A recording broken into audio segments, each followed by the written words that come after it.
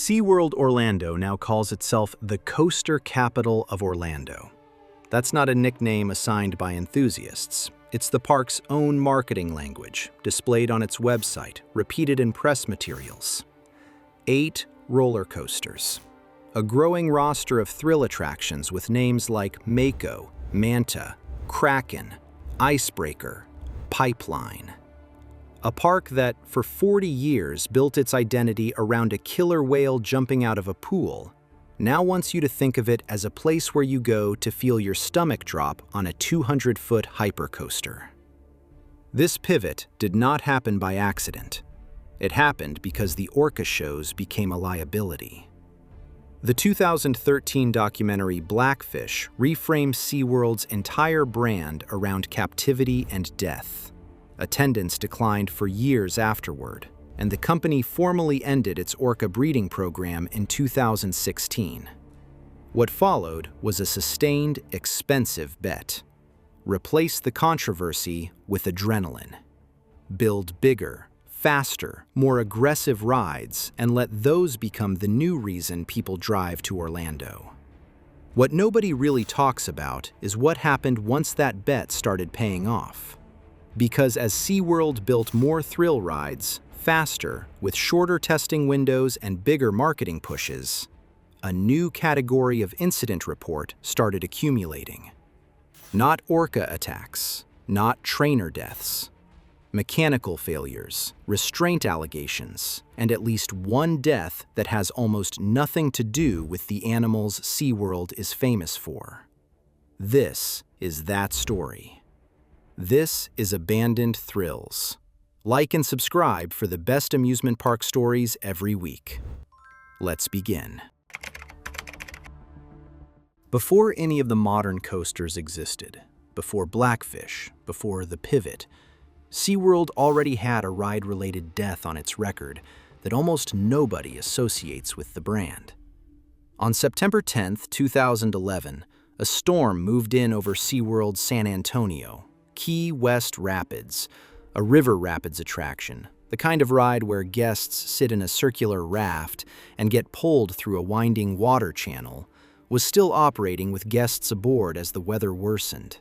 Severe weather protocols at outdoor water attractions typically require staff to clear riders quickly once lightning becomes a risk, because elevated structures and standing water are exactly the conditions lightning is most likely to find.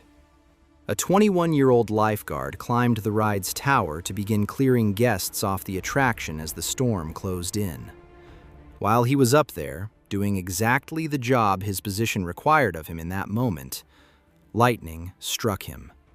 He was killed. No guests were injured. This incident exists in the public record. It appears in the formal, compiled history of incidents at SeaWorld's parent company. But it has never circulated with anything close to the attention given to the orca deaths from the same era. There was no documentary, no congressional testimony, no OSHA hearing that produced a multi-million-dollar fine or a willful violation citation. A 21-year-old employee, doing his job to protect guests from a developing storm, died, and the incident essentially disappeared into a one-line entry in a list nobody reads unless they're specifically looking for it. It is the clearest reminder available that SeaWorld's ride-related risk did not begin with the new coasters. It just wasn't where the public's attention was pointed. The public's attention was about to be pointed somewhere else entirely. Icebreaker opened at SeaWorld Orlando in February 2022, billed as a launch coaster with the steepest drop in Florida. Multiple high-speed launches in different directions, backward airtime hills, the exact kind of aggressive, viscerally intense ride that the post-Blackfish version of SeaWorld needed to compete with Universal and Disney's thrill offerings. It took one day for the first lawsuit-generating incident to occur. According to a complaint filed by a guest named Casey Manette, he rode Icebreaker the day after it opened to the public. He alleges that when he pulled his restraint harness down at the start of the ride, it left him with approximately 5 to 6 inches of movement, far more play than a restraint on a launch coaster of this intensity should reasonably allow. During one of the ride's launches, Icebreaker malfunctioned and came to an abrupt stop. Manette's lawsuit states that because his restraint wasn't holding him securely, the sudden stop threw him violently forward and backward in his seat, causing his head to strike the seat in front of him and the headrest behind him. He says he sustained severe and permanent injuries. He alleges he was unable to move his neck and that the ride remained stopped for 20 to 30 minutes while staff worked to repair it, with him repeatedly calling out for help, immobilized while the malfunction was addressed around him. This is a pending civil case. SeaWorld has not been found liable in any final ruling described in available public reporting, and the company has not issued a detailed public response to the specific allegations beyond standard statements about guest safety being a top priority. What can be said with certainty is this.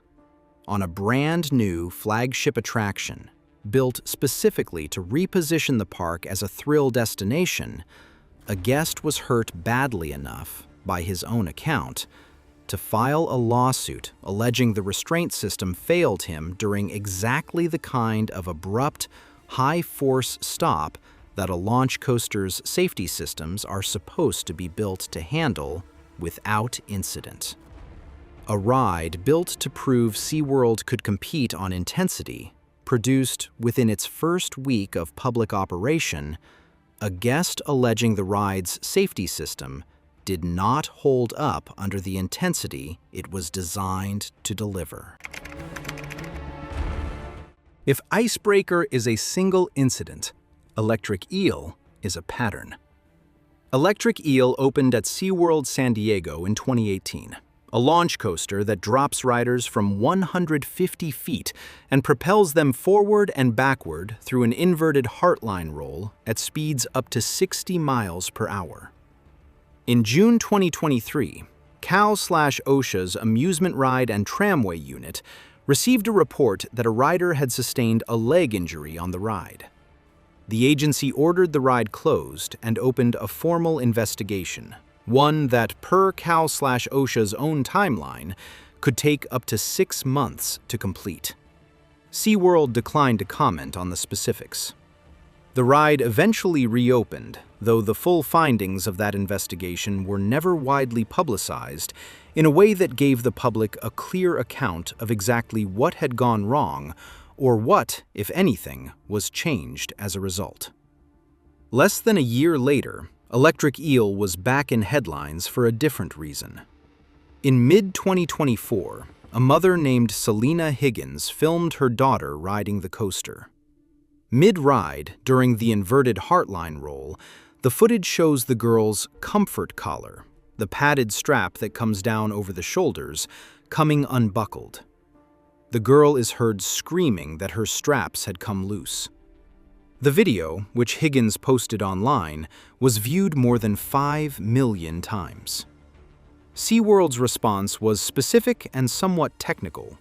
The comfort collar, the company said, is not a restraining device. It exists for rider comfort only.